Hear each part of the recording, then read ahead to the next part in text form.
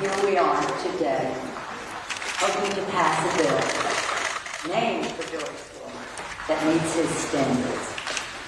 Following the murder of George Floyd, which today we observe the one-year commemoration of,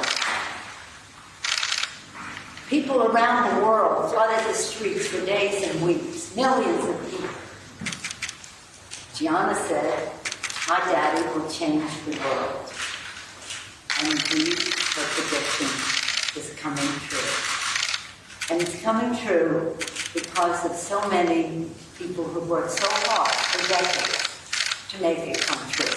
Taking the lead in the House of Representatives is our colleague, Congresswoman Karen Bass, Madam Chair. With us today also is Steve Horsford, the Vice Chair of the Congressional Black Caucus, and Congresswoman Abigail Spanberger of Virginia. Did I say Mr. Horsford was from Nevada? Did I say Congresswoman Bass is California? They join us in welcoming the entire family and friends of George Floyd. You bring really honor to the Congress by visiting us today. We hope to bring comfort to your family by passing the final bill very soon.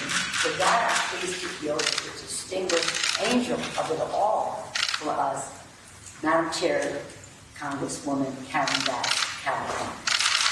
Good afternoon, everyone. 12 months ago, the world witnessed the horrific torture and murder of George Floyd. We commemorate that day today by reflecting on all that has happened, not just in our nation, but in the world, in regard to an issue that African Americans have fought against and struggled for change for generations. Within 30 days after George Floyd's murder, we passed the George Floyd Justice and Policing Act at the request of his daughter, who said she hoped that her father would never be forgotten, and he absolutely will not.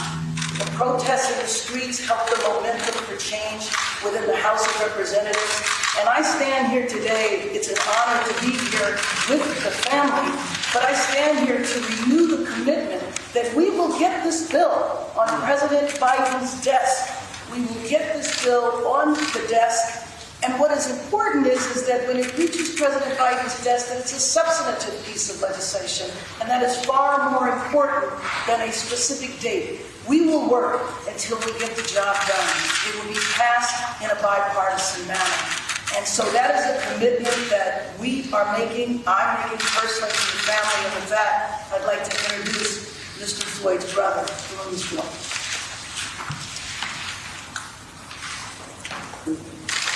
I want to thank y'all for inviting us here, the family.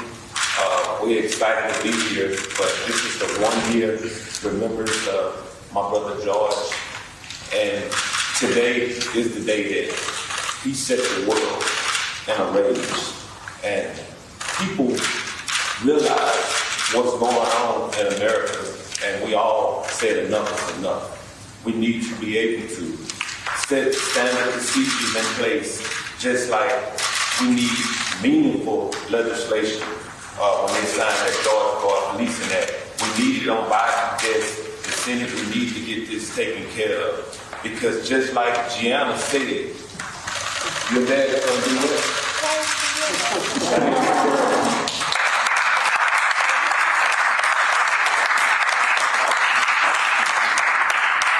And but y'all can see that we as adults, we all should be able to see that. We all should be able to work together, and we need to fight one thing, and that's COVID. That's what we need to be fighting. We need to be working together to make sure that people do not live in fear in America anymore. This is the land of the free. People fight to get here. Give them that opportunity to want to come here, not stay in places where they're having trouble at. It's a blessing.